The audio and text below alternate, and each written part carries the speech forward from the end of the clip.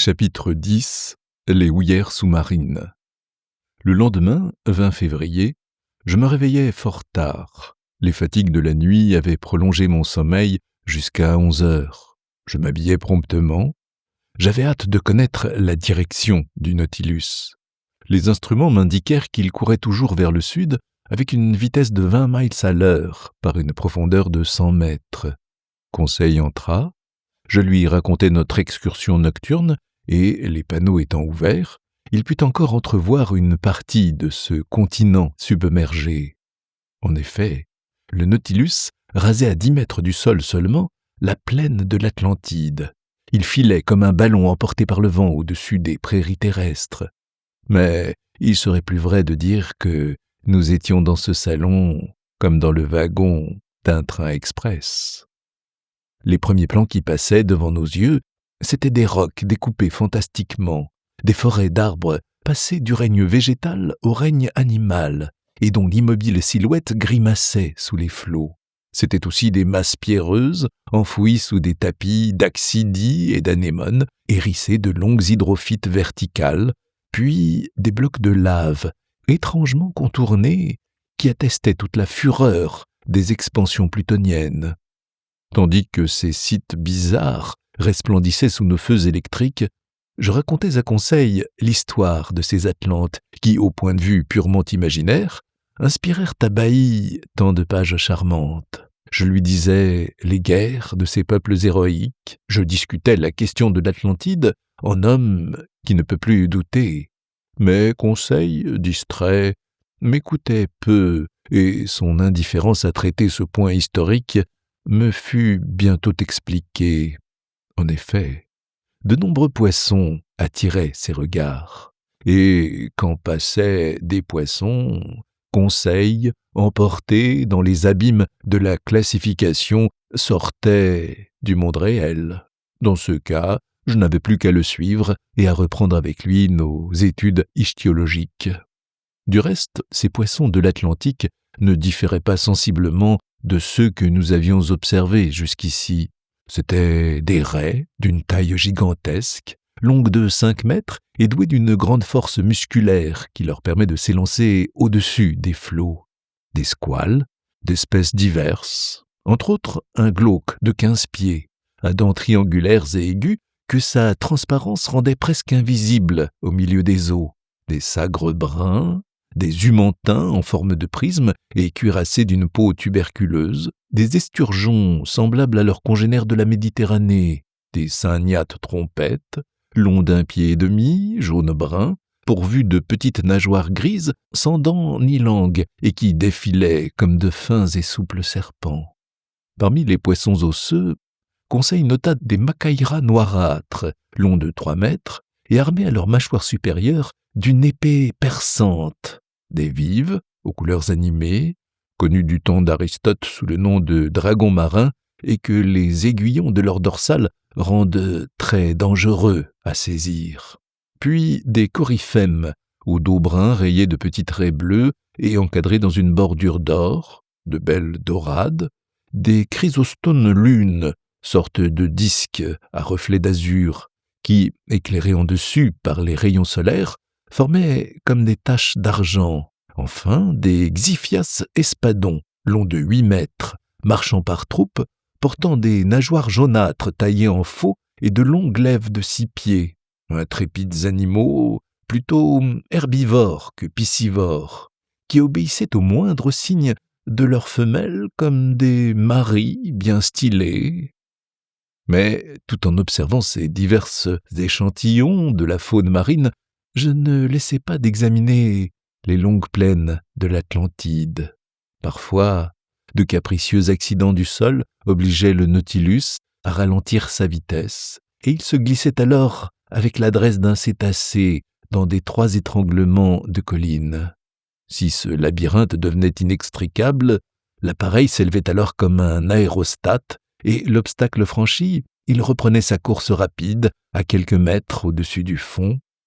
Admirable et charmante navigation qui rappelait les manœuvres d'une promenade aérostatique, avec cette différence toutefois que le Nautilus obéissait passivement à la main de son timonier. Vers 4 heures du soir, le terrain, généralement composé d'une vase épaisse et entremêlé de branches minéralisées, se modifia peu à peu. Il devint plus rocailleux et parut semé de conglomérats, de tufs basaltiques, avec quelques semis de lave et d'obsidiennes sulfureuses.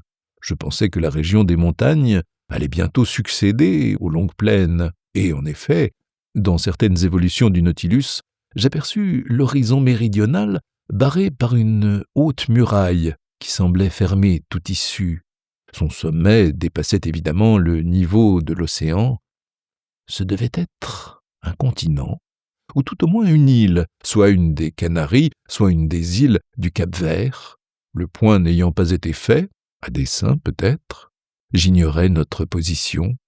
En tout cas, une telle muraille me parut marquer la fin de cette Atlantide, dont nous n'avions parcouru, en somme, qu'une minime portion. La nuit n'interrompit pas mes observations. J'étais resté seul. Conseil avait regagné sa cabine. Le Nautilus, ralentissant son allure, voltigeait au-dessus des masses confuses du sol, tantôt les effleurant comme s'il eût voulu s'y poser, tantôt remontant capricieusement à la surface des flots. J'entrevoyais alors quelques vives constellations à travers le cristal des eaux, et précisément 5 ou 6 de ces étoiles zodiacales qui traînent à la queue d'Orion. Longtemps encore, je serais resté à ma vitre, admirant les beautés de la mer et du ciel, quand les panneaux se refermèrent. À ce moment, le Nautilus était arrivé à l'aplomb de la haute muraille. Comment manœuvrerait-il ? Je ne pouvais le deviner. Je regagnai ma chambre. Le Nautilus ne bougeait plus. Je m'endormis avec la ferme intention de me réveiller après quelques heures de sommeil. Mais le lendemain, il était 8 heures lorsque je revins au salon. Je regardais le manomètre. Il m'apprit que le Nautilus flottait à la surface de l'océan. J'entendais d'ailleurs un bruit de pas sur la plateforme. Cependant, aucun roulis ne trahissait l'ondulation des lames supérieures. Je montai jusqu'au panneau. Il était ouvert. Mais, au lieu du grand jour que j'attendais, je me vis environné d'une obscurité profonde. Où étions-nous ? M'étais-je trompé ? Faisait-il encore nuit ? Non, pas une étoile ne brillait, et la nuit n'a pas de ces ténèbres absolues. Je ne savais que penser quand une voix me dit « C'est vous, monsieur le professeur ?» « Ah, capitaine Nemo, répondis-je. Où sommes-nous ? Sous terre, monsieur le professeur. Sous terre, m'écriai-je, et le Nautilus flotte encore ? Il flotte toujours. Mais je ne comprends pas. Attendez quelques instants.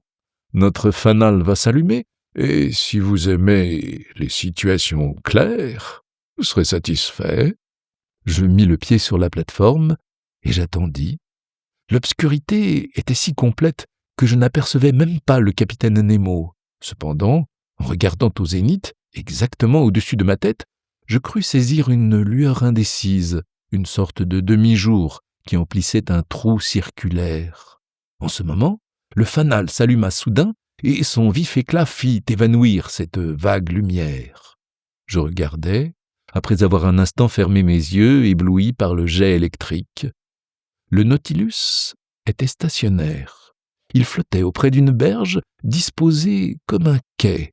Cette mer qui le supportait en ce moment, c'était un lac, emprisonné dans un cirque de murailles qui mesurait 2 miles de diamètre, soit 6 miles de tour.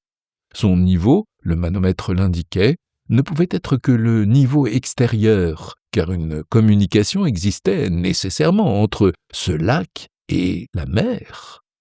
Les hautes parois, inclinées sur leur base, s'arrondissaient en voûte et figuraient un immense entonnoir retourné, dont la hauteur comptait 500 ou 600 mètres.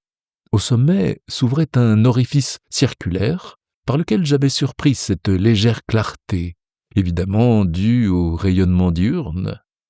Avant d'examiner plus attentivement les dispositions intérieures de cette énorme caverne, avant de me demander si c'était là l'ouvrage de la nature ou de l'homme, j'allai vers le capitaine Nemo. « Où sommes-nous » dis-je. « Au centre même d'un volcan éteint » répondit le capitaine. « Un volcan dont la mer a envahi l'intérieur à la suite de quelques convulsions du sol. Pendant que vous dormiez, monsieur le professeur, le Nautilus a pénétré dans ce lagon par un canal naturel ouvert à 10 mètres au-dessous de la surface de l'océan.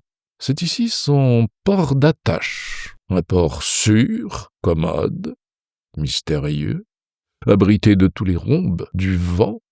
Trouvez-moi sur les côtes de vos continents ou de vos îles une rade qui vaille ce refuge assuré contre la fureur des ouragans. » « En effet, répondis-je, ici, vous êtes en sûreté, capitaine Nemo. Qui pourrait vous atteindre au centre d'un volcan? Mais à son sommet, n'ai-je pas aperçu une ouverture?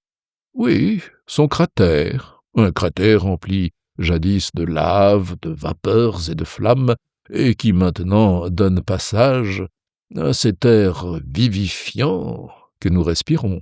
Mais quelle est donc cette montagne volcanique ? Demandai-je. Elle appartient à un des nombreux îlots dont cette mer est semée. Simple écueil pour les navires, pour nous, caverne immense. Le hasard me l'a fait découvrir, et en cela, le hasard m'a bien servi. Mais ne pourrait-on descendre par cet orifice qui forme le cratère du volcan? Pas plus que je ne saurais y monter.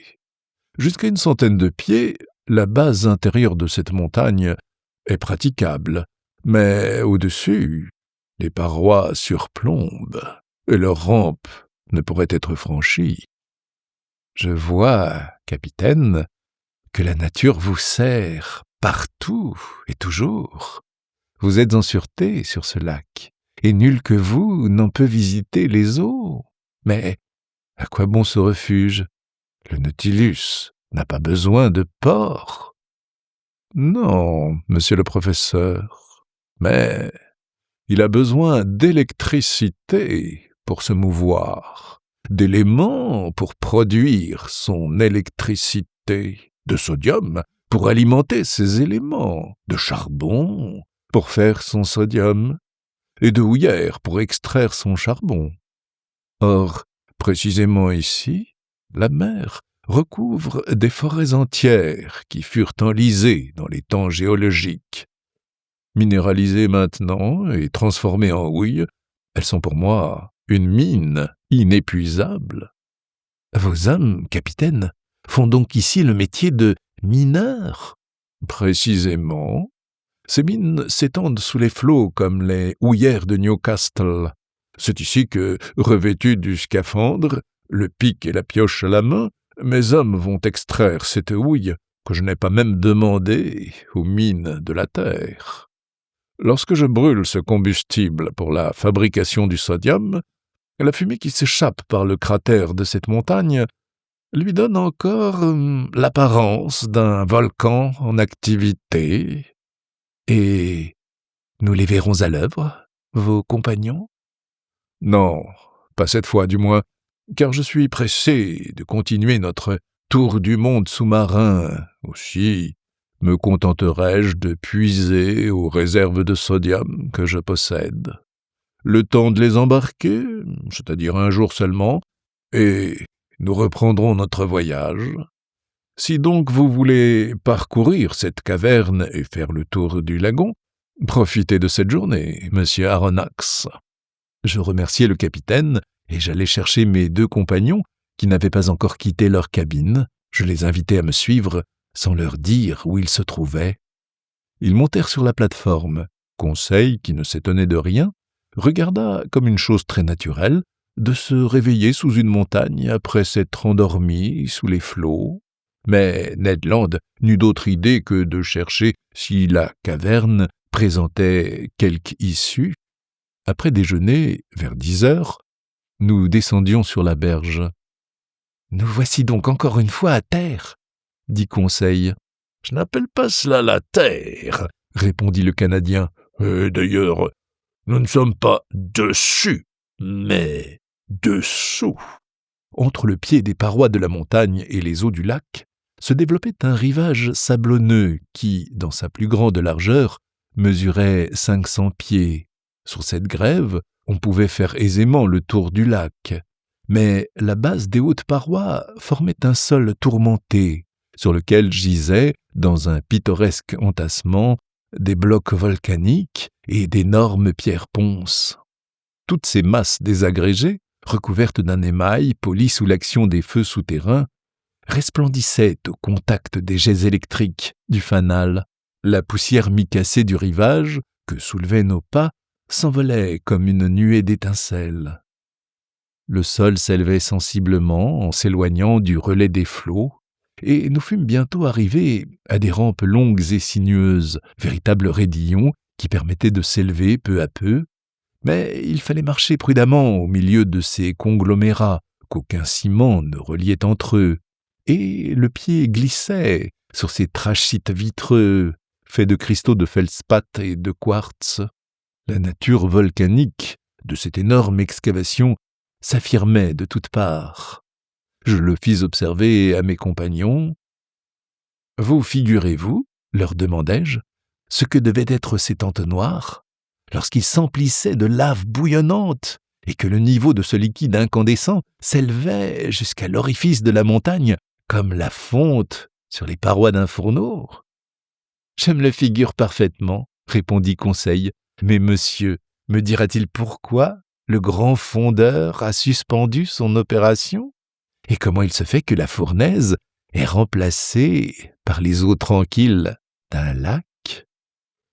Très probablement, Conseil, parce que quelque convulsion a produit au-dessous de la surface de l'océan cette ouverture qui a servi de passage au Nautilus.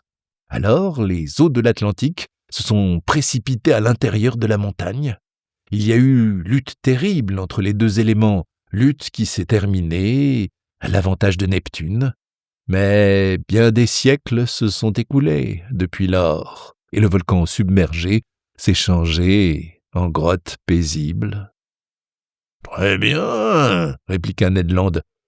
J'accepte l'explication, mais je regrette, dans notre intérêt, que cette ouverture dont parle monsieur le professeur ne soit pas produite au-dessus du niveau de la mer. »« Mais, ami Ned, répliqua Conseil, si ce passage n'eût pas été sous-marin, le Nautilus n'aurait pu y pénétrer.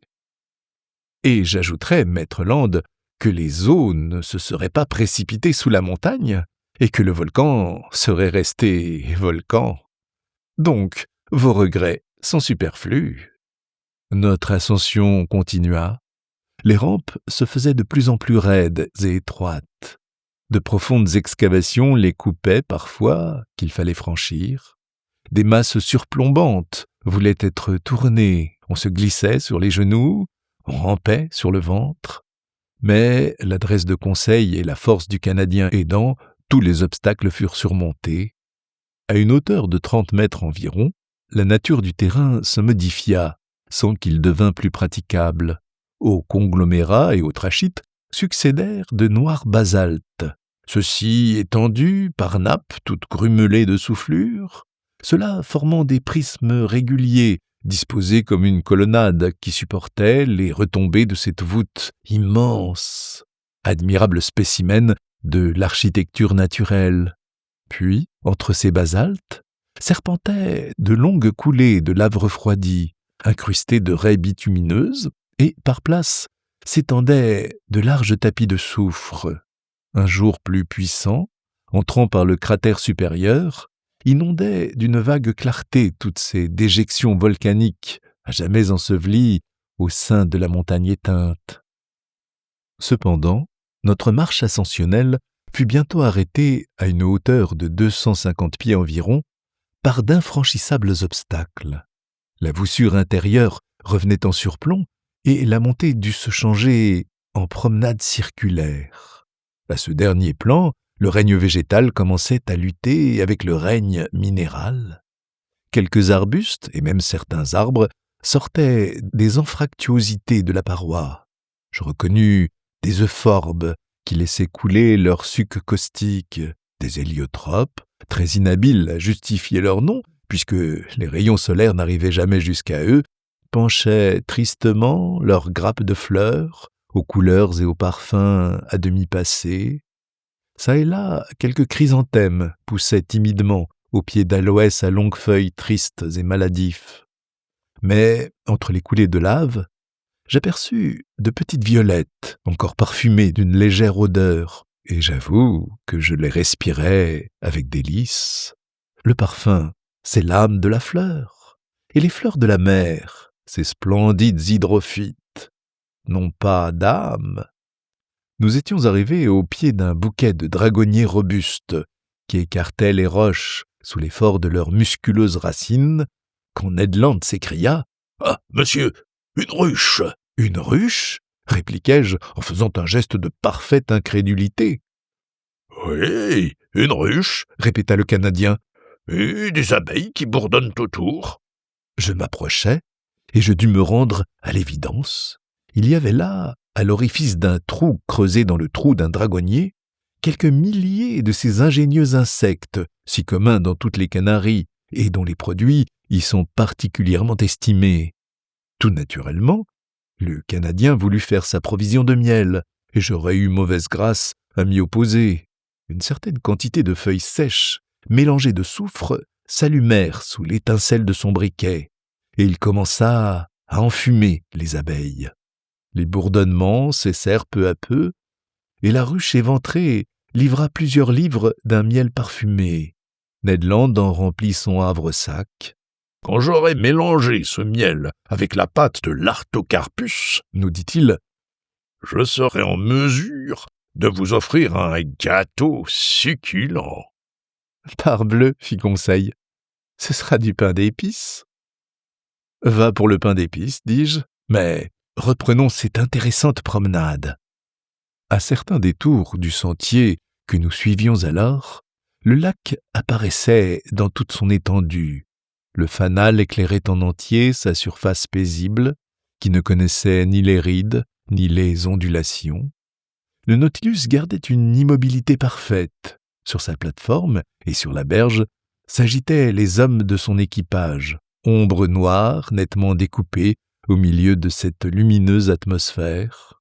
En ce moment, nous contournions la crête la plus élevée de ces premiers plans de roches qui soutenaient la voûte. Je vis alors que les abeilles n'étaient pas les seuls représentants du règne animal à l'intérieur de ce volcan. Des oiseaux de proie planaient et tournoyaient çà et là dans l'ombre, ou s'enfuyaient de leurs nids perchés sur des pointes de roc. C'étaient des éperviers au ventre blanc et des crécelles criardes. Sur les pentes détalaient aussi, de toute la rapidité de leurs échasses, de belles et grasses outardes. Je laisse à penser si la convoitise du Canadien fut allumée à la vue de ce gibier savoureux et s'il regretta de ne pas avoir un fusil entre ses mains. Il essaya de remplacer le plomb par les pierres, et après plusieurs essais infructueux, il parvint à blesser une de ces magnifiques outardes. Dire qu'il risqua 20 fois sa vie pour s'en emparer, ce n'est que vérité pure. Mais il fit si bien que l'animal alla rejoindre dans son sac les gâteaux de miel. Nous dûmes alors redescendre vers le rivage, car la crête devenait impraticable. Au-dessus de nous, le cratère béant apparaissait comme une large ouverture de puits.